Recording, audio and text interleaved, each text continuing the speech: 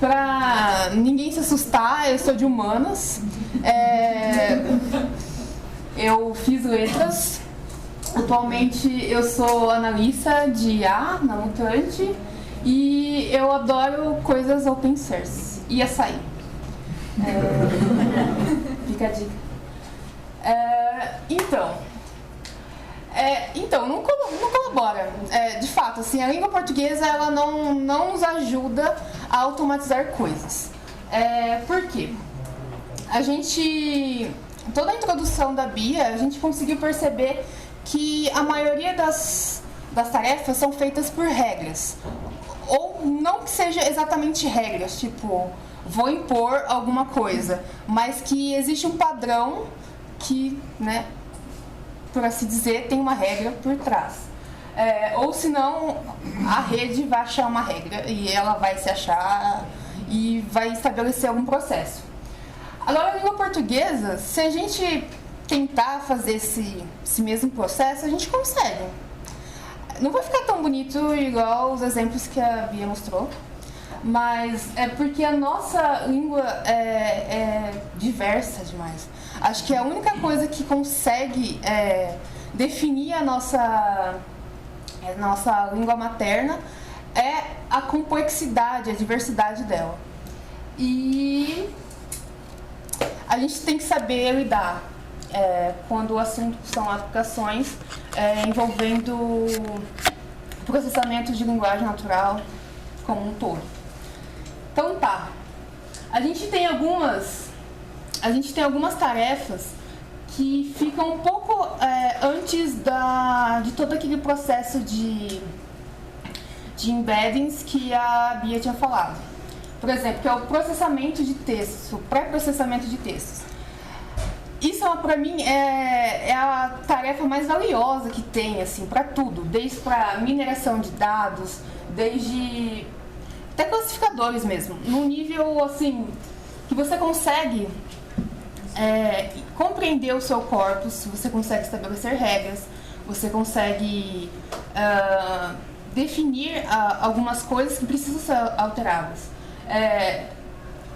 Eu acho, não tenho certeza, mas que se a gente conseguisse usar métodos híbridos, que vai usar deep learning, vai usar regras gramáticas, a gente teria alguma coisa mais ou menos.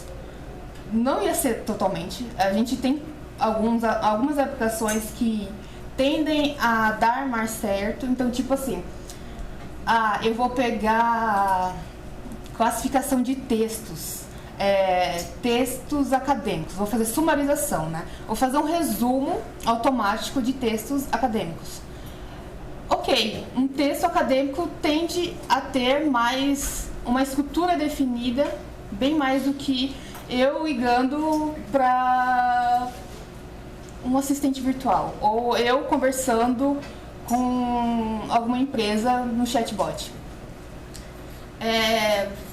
A gente pode sim fazer essas outras tarefas, mas, né, vamos pegar assim as regras do que é mais estabelecido e depois conseguir problematizar mais, como eu disse, né? Tô aqui para problematizar, não tenho muitas respostas, por meio de contexto, né? Num viés mais pragmático. Aqui são tarefas que são essenciais para qualquer tarefa de NLP. Qualquer coisa que a gente vai fazer é recomendado fortemente que você se atente a algumas coisas. Por exemplo, stop words. São palavras que não têm algum valor semântico dependendo da sua pesquisa. Então, assim, se eu quero fazer um dicionário de palavras mais frequentes, por que eu vou ter artigos lá? E, tipo, nossa, olha, tem 50... tipo, não tem peso significativo. Isso também é uma tarefa um pouco relativa. A gente tem na internet, na vida, ferramentas que trabalham com lista de stop words, com várias outras questões. Do inglês, português, francês. mas ela é muito relativa. Então, assim, uma coisa que eu sinto falta às vezes é o que eu estou trabalhando, qual é o meu material, o que eu preciso tirar, o que eu preciso realmente tirar e por que eu vou tirar aquilo. Aquilo é corpos, vários textos. A gente não tem, assim, de fato, um controle daquilo que é, de fato, regra. Tipo, todos os artigos têm que sair no Stop Words, os verbos mais comuns têm que sair, coisas do tipo para pegar mesmo substantivos ou adjetivos. Tokenização. Aí a gente entra já num aspecto que também pode ser muito maleável. Porque, assim, um token pode ser um pedacinho de um enunciado, frase escrito, e ele pode ser em nível de oração, de frase, o que você quiser. Você tem que pegar uma partezinha e, tipo, você pegar uma partezinha, eu sei que tem uns linguistas aí, tipo, imagine orações. Então, se for eu gosto de computação, mas eu sou formada em letras. Tipo, a gente tem uma oração subordinada que a gente pode... Coordenada adversativa. Não tenho... Viu, gente? Fiquem atentos. Que a gente pode, por exemplo, pegar tanto uma parte, tipo, que eu consigo trabalhar com... Eu já nem lembro da frase, mas eu fiz letras e gosto de computação, mas eu fiz letras. Vai ser muito maleável isso. Por exemplo, eu vou pegar o conectivo ou vou pegar as conjunções, por exemplo, e vou falar assim, olha, eu vou pegar o que é mais forte, que é tudo que vem depois do mais. Aí, aquilo vai ser a minha verdade. Aí, num outro contexto, em um outro projeto, eu falo assim, não, agora eu quero ver como é que as conjunções podem ser estabelecidas. Qual é o termo mais próximo que vem antes ou depois? Essas coisas são muito flexíveis e isso tende a dar problemas quando a gente não se apega à flexibilidade delas. A lematização, aí a gente entra naquele assunto lá da raiz, as raízes das palavras. Bom, a gente consegue brincar de achar raiz das palavras. Seres humanos. Agora, máquinas também conseguem.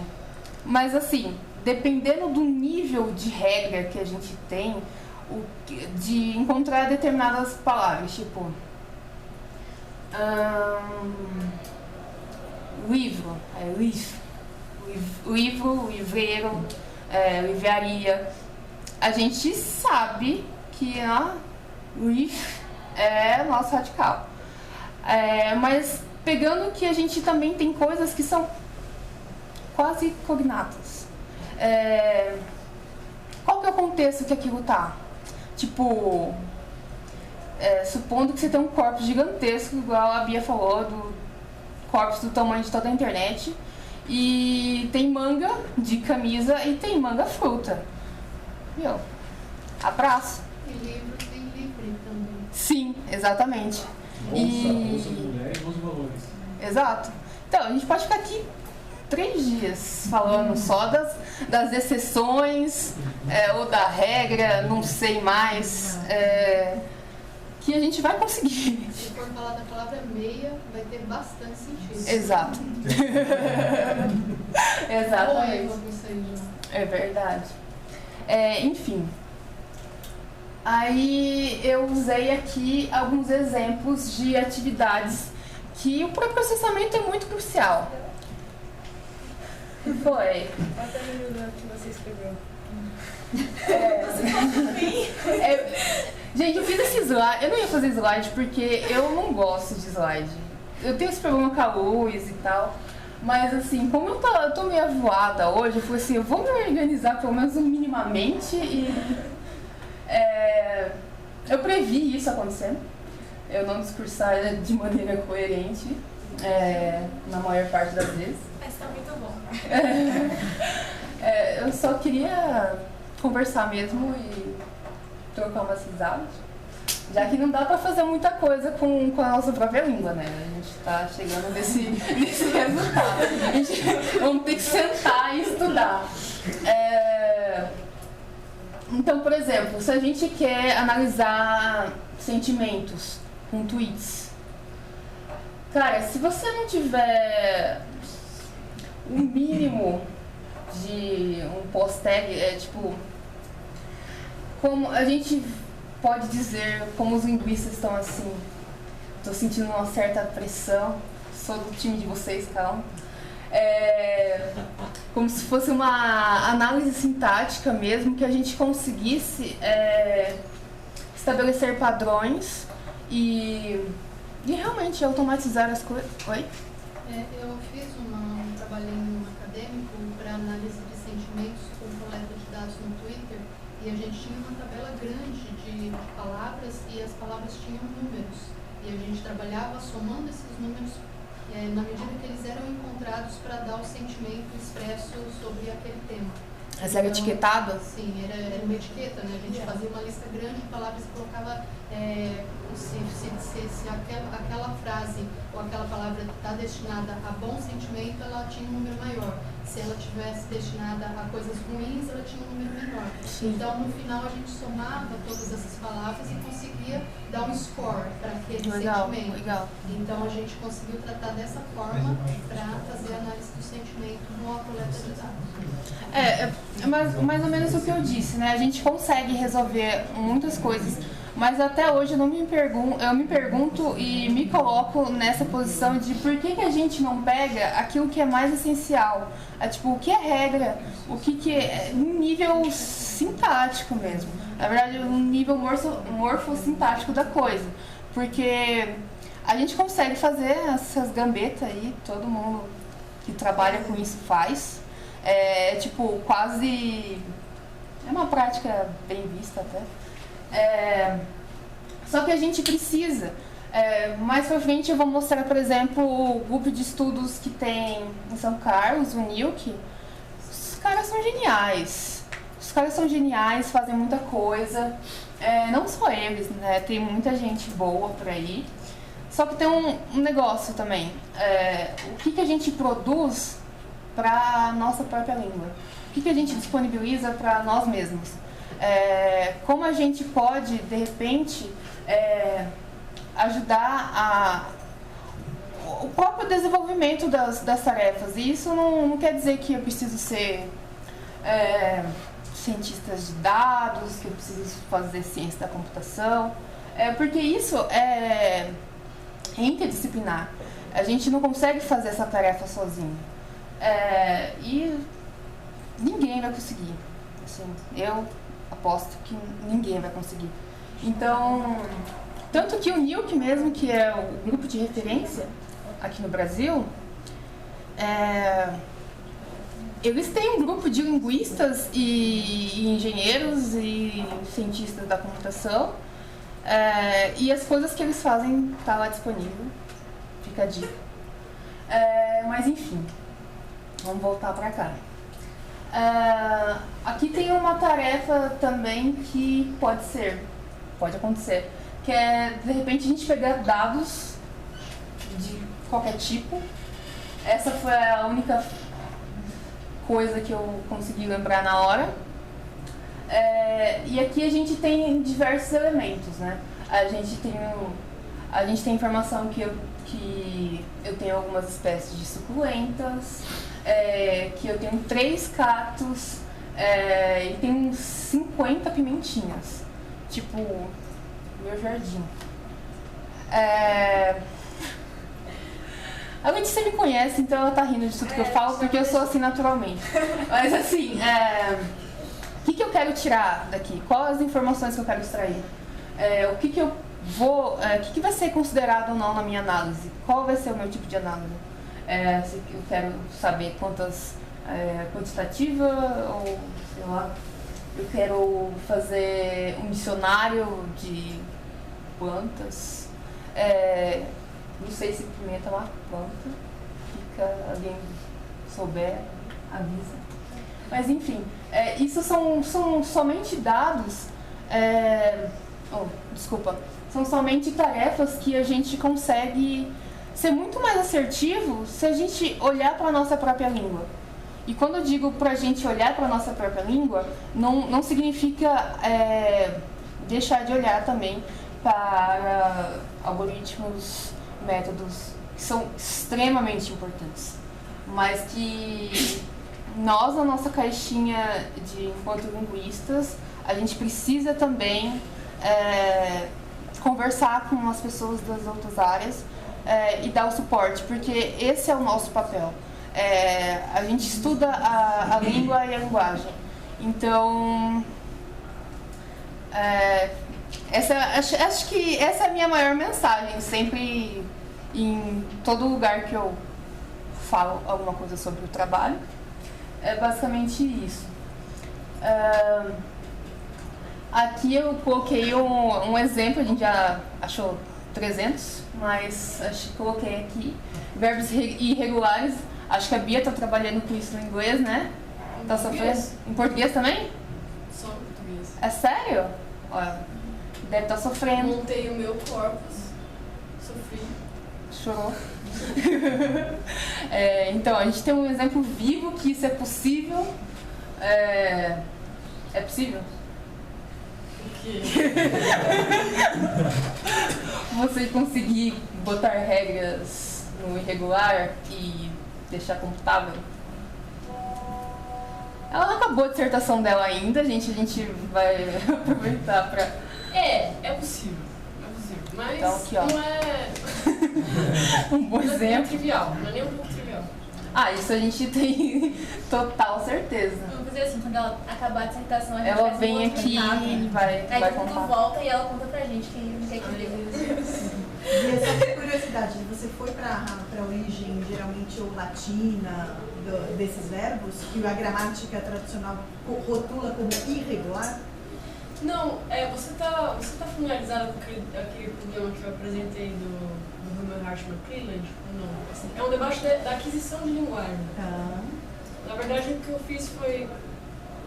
Agora eu vou atrapalhar. Não, a gente conversa depois. Gente, tô ótima aqui, pode falar. Tô de boa. Sério? Sério? Só um parênteses, eu estou falando que para a gente entender isso, a gente precisa ir para a língua mãe, para o latim. O problema é a classificação que a gramática tradicional nos dá com a irregularidade. A gente vê que a irregularidade não tem nada de irregular, pelo contrário, é muito lógico. Sim. Né? Sim. Principalmente quando a questão quando a gente passa pelo processo de aquisição de linguagem, né?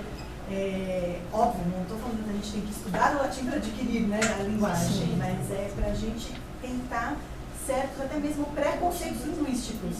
Aqui no trabalho, aí fazendo referência a Marcos Wagner, né, tudo isso, porque é um input de contexto que é difícil, mais uma vez, é uma dor, né, porque a gente olha ali a palavra e vê ela congelada.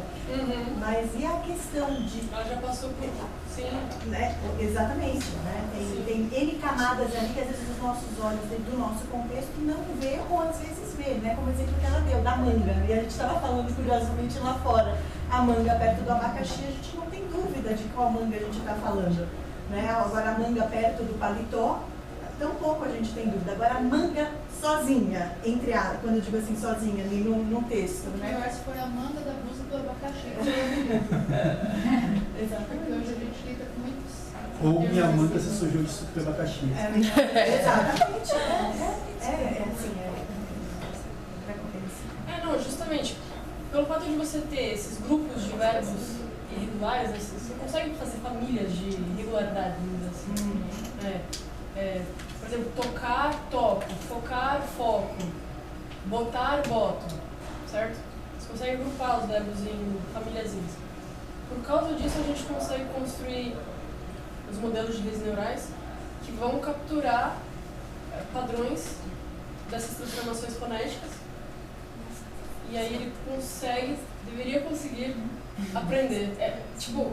O meu modelinho ele tem uma acurácia razoável, assim, não é nada extraordinário, mas dá para abstrair esses padrões, né, dessas transformações.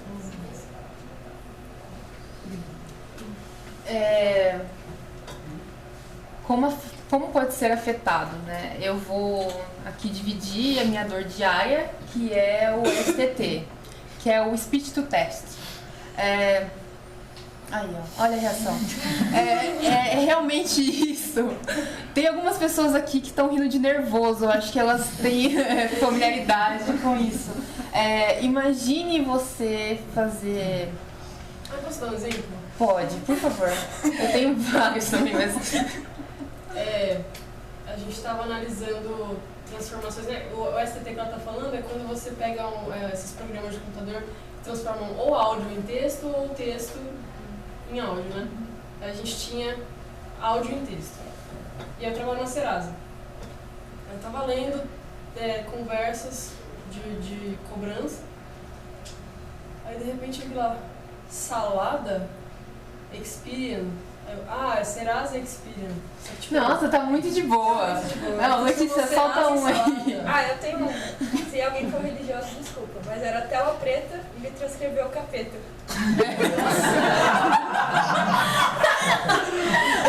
Esse é um clássico. Fabi também deve saber, nessa trajetória já da Janete. Um instrutor para levar na casa e ele traduziu para um estuprador.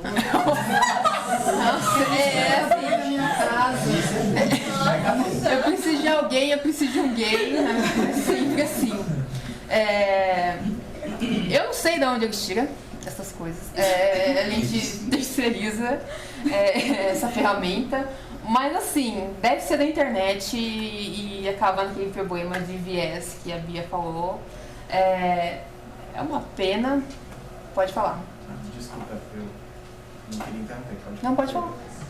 Não, mas é um gancho ainda sobre o STT.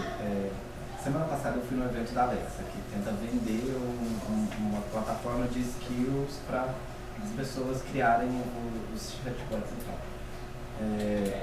E eu entrei nessa questão do STT, porque parece um tabu, ninguém fala dentro das empresas, ninguém domina porque tem a parte de processamento de linguagem natural que é responsável pela acurácia daquele treinamento. Mas para isso acontecer, quando essas interfaces dependem de um transcrissor, não é responsável de quem está ali lidando com NLP. E a gente nunca tem acesso a essas grandes empresas, tipo Nuance, Google, CPQD e agora a Alexa. Eu fiz uma pergunta sobre a acurácia. Quem desenvolve isso? Tem uma relação? Porque eu sei que vocês têm essa dor, que é o que você falou, de ter que pegar transcrições para treinar que não são tão fiéis assim. Considerando que a linguagem, o português conversacional, ele foge um pouco do domínio de um texto acadêmico escrito, igual você citou. Sim. E ainda essa acurácia que é muito ruim. Quem lida com isso? Com a criação e os algoritmos de plataformas responsáveis por transcrever áudio para texto? Eu acho que a gente está falando de duas coisas diferentes. Uma é a questão do STT e do TTS, e quem faz isso. Muitas empresas fazem, e elas vão controlar e vão criar as suas ferramentas de acordo com um corpus ou alguma metodologia. Por exemplo, na empresa, na Mutante, a gente não tem acesso à licença, a gente não sabe o que está acontecendo ali. O que eu consegui prever é fonético. Assim, eles devem pegar uns fonemas lá muito louco e sem botar em contexto nenhum. Porque assim, sai coisa em inglês, francês, mandarim. É um negócio muito louco. Então, se você já não tem um contexto, você nem vai ver a acurácia, porque, tipo, acurácia de quê? Em relação ao português, a todas as línguas, ao inglês. Isso é uma tarefa difícil. Agora, lá, quando a gente fala da acurácia dos modelos, e aí vem o trabalho do NLP, do departamento de NLP, em relação ao classificador. Porque assim, se a gente terceiriza, eu acho que 99% da indústria faz isso, a gente não tem controle do que ele vai transcrever. Mas a gente consegue, né, mapear os erros e fazer ali um pré-processamento, um parserzinho, para ver se aquele desempenho melhora.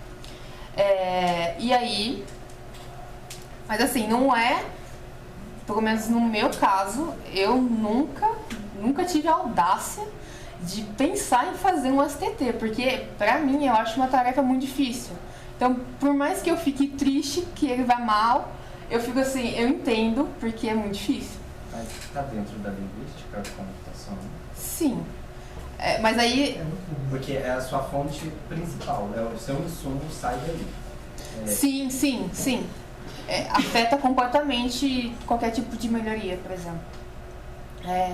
Se eu vou pegar dados de produção de um assistente virtual de voz, eu vou pegar a transcrição.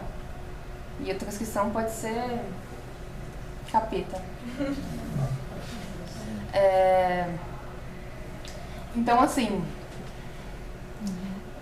a Google, mais uma vez, faz um trabalho aí privilegiada, né? Ela tem A gente tem que levar em consideração também, né? Porque a Google, o STT da Google, ele pede para que tenha uma qualidade mínima ali nos áudios, né? Nos áudios não, no som, enfim. Mas as ligações que a gente tem no Brasil não tem nem essa qualidade mínima. Então isso que a gente consegue transcrever, o tanto que ele consegue transcrever, então já tem uma qualidade, não deixa de ser bom, né? Sim. Mas quando você não tem um mínimo de... Eles chamam de gramática, né? Quando você estabelece regras, mapeia o contexto pra, tipo, olha, esse fonema aqui do pato pode ser parecido com de pagar. O contexto dele é esse. Tem ferramentas muito legais. Alguém aqui sabe Java? Saber e mexer com Java? Mexer com Java, sim. Programar em Java? Sei programar. Estou procurando pessoas porque eu não faço ideia. Nem quero também. Mas, assim, tem o Cubru é um projeto muito legal que começou faz muito tempo atrás, com William Collin. Enfim, procurem lá que vai estar o William, acho que é o William Collin, que ele propôs a fazer um corretor gramatical. Tipo, a última melhoria dele foi em 2013. E assim, tem muita coisa que dá pra aproveitar lá. É um projeto que pra mim eu achei sensacional, porque ele é open source, tá lá no LibreOffice. E isso é super legal pra mim, assim, porque eu acho que tem uma preocupação, sim, com a educação, tem um propósito muito maior em nível de... É uma ferramenta quase que humanitária e tem muitos insights muito bons pra gente trabalhar, por exemplo, com análise sintática, com entidades. Então, eu fico vendo ele lá e eu fico tentando entender algumas coisas, ao mesmo tempo é uma outra linguagem, mas se alguém conhecer alguém já, estou disposta. E esse mesmo pesquisador agora está pelo que eu vi, tá? Tava lá stalkeando as coisas do Cubru e vi que tem agora esse OpenNLP, que também tá trabalhando com algumas tarefas de todas as línguas. Parece que é tipo um gira gigante que as pessoas vão pensando, olha, tem essa tarefa aqui, o que vocês acham? Daí eles vão trocando mensagens, depois vão montando uma documentação. Pelo que eu entendi é isso. Eu fiquei muito entusiasmada com isso, então eu coloquei no slide, mas eu não vi a fundo, mas eu vi que tipo, tinha muitas coisas relacionadas a entidades lá, então no português, então eu achei isso bem interessante. Se não for, depois eu aviso vocês, mas eu acho que é uma base de entidades em português. Tipo, sim, a gente acaba fazendo ali, né? Mas era basicamente uma grande rede, pelo que eu vi, era uma grande rede de apoio que ia problematizando, como é que faz e tal. Aqui, Spaces, tem uma documentação muito legal, é uma suíte de ferramentas, que tem um bom desempenho. A maioria das pessoas ainda tendem a usar isso para tarefas não tão complexas. Tem um bom desempenho. Aqui também tem outra ferramenta que é o Freelingui, que o lematizador dele é bem legal. Para mim, no português, ele também tem vários outros idiomas, mas o português, para mim, tem algumas tarefas que eu prefiro usar ele, tipo lematização. Aqui é o clássico, o NLTK, que é o feijão com arroz, muito de melhor qualidade. Que desempenha também algumas tarefas bem legais. E tem uns corpos legais também lá, anotados. Talvez anotados. E aqui tem o NILC, né? Que a gente estava falando, que são pesquisadores brasileiros. Oi. Eu pesquisei agora que você falou, só o currículo Lattes da mulher. Eu passei 5 minutos só rodando, tentando ver os copos. Olha, ver qual que é o último, onde ela tá. Eu não tenho o que discutir, eu não sei nem quantos artigos essa mulher já fez na vida. Exato. O que está coordenando. Não. Esse NILC que é o que você mencionou no começo? Sim. Se aqui tivesse internet, eu ia mostrar o tanto de ferramenta que eles têm. Eu devia ter tirado um print, mas assim, é genial, assim, porque eles são dedicados a isso. Eles fazem mestrado e doutorados com o intuito de fazer ferramentas por português.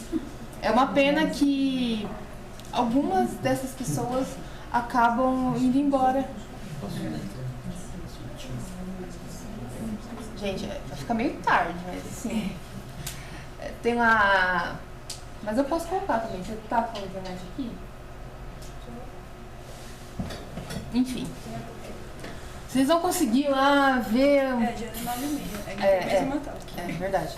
Tô aqui me estendendo, viu? Eu falei 10 slides, mas tempo... né? Esquema. Mas sério, vejam artigos, ferramentas, vira do avesso, que tem muita coisa boa.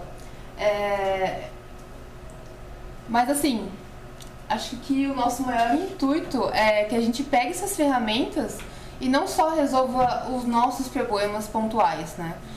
Mas que a gente consiga, de alguma forma, contribuir com essa comunidade que acolheu e fez várias coisinhas que nos ajudam no dia a dia. E isso, como eu disse antes, não precisa ser computeiro, não precisa ser linguista exatamente. A gente precisa entender, dependendo da tarefa, obviamente, mas qual que é a nossa necessidade, no que eu sou boa. Eu observo bastante as pessoas, eu sei os trejeitos, sei lá, qualquer coisa vale, assim, a gente está chegando num nível humano de identificação de padrões humanos na hora da fala, na hora da escrita, e tudo isso é muito válido. E eu faço parte, junto com a Bia, que foi embora, inclusive, de um grupo de linguística computacional. A gente também pesquisa várias coisas, não nível NILC de produtividade, porque eles são muitas pessoas, tem, né, patrocínio assim legal, mas a gente tá aqui pertinho e a gente é legal. Tá. É isso.